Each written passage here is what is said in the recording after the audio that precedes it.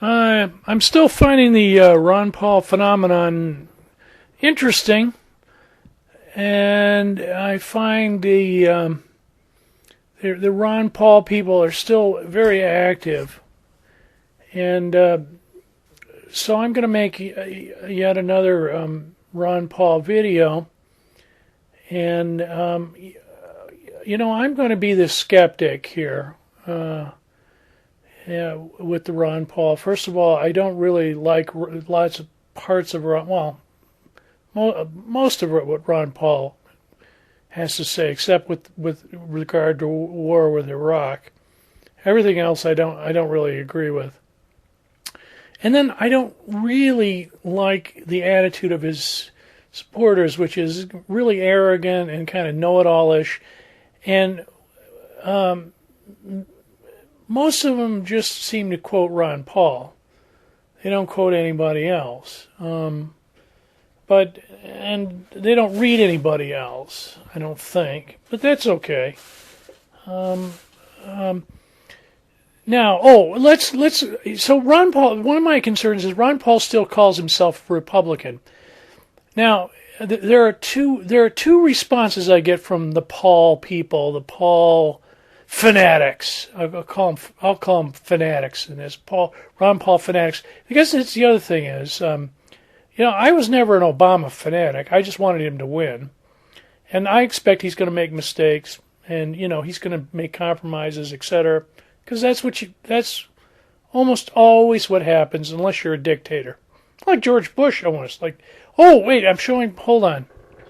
Well, Ron Paul calls himself a Republican.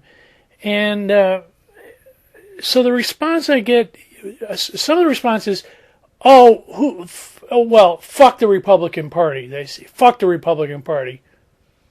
He's a libertarian, or he's his own man. Now the other half of the Ron Paul fanatics or cult or following is that they're going to reform the Republican Party. So then I ask, well, when was the last Republican president that Ron Paul agreed with?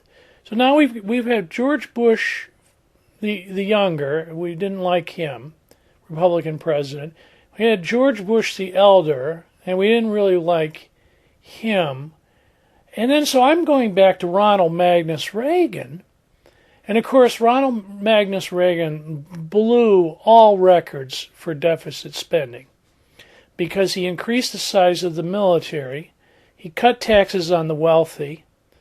Then he didn't cut back on any spending except perhaps some domestic spending for poor people, or something like that. But that was a small part of the budget.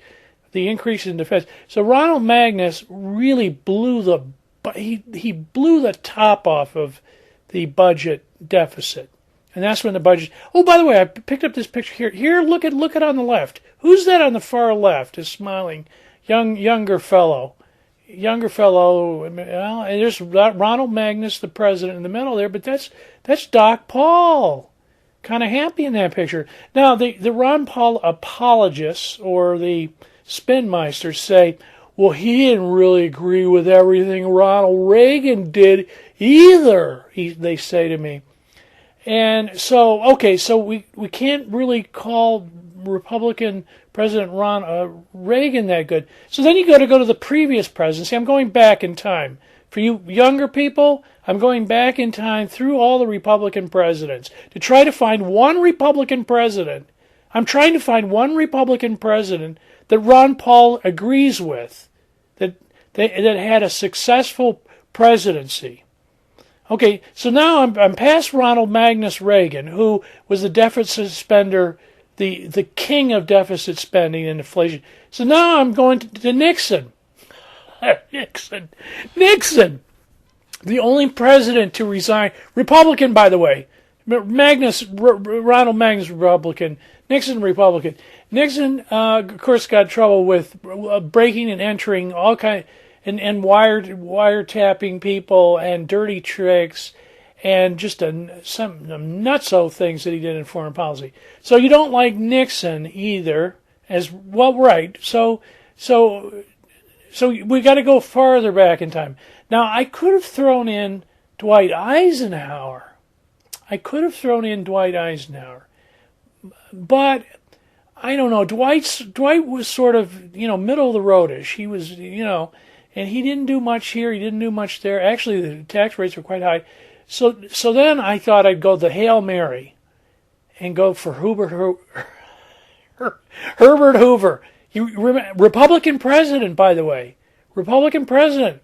Yeah, so you guys, you want to take the Republican Party back to its roots. Well, I'm going back to its roots. Sorry for laughing. I had this reflexive laugh at absurd things. So I'm going back to the very roots of the Republican Party.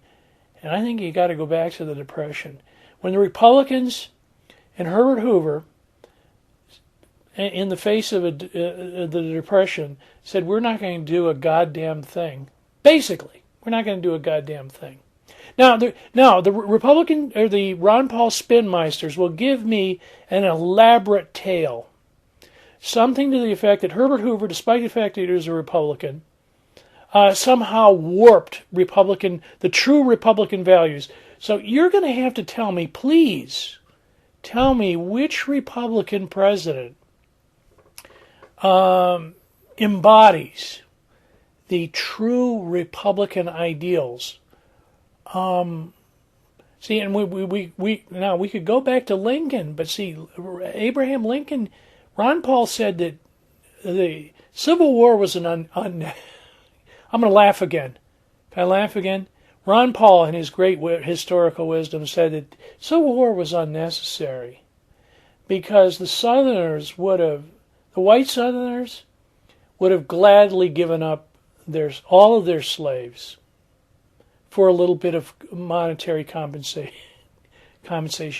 That is one of the most absurd statements. The Southerners must be laughing. The white Southerners must be saying, Ron must be out of his freaking mind. They weren't going to give up their slaves without a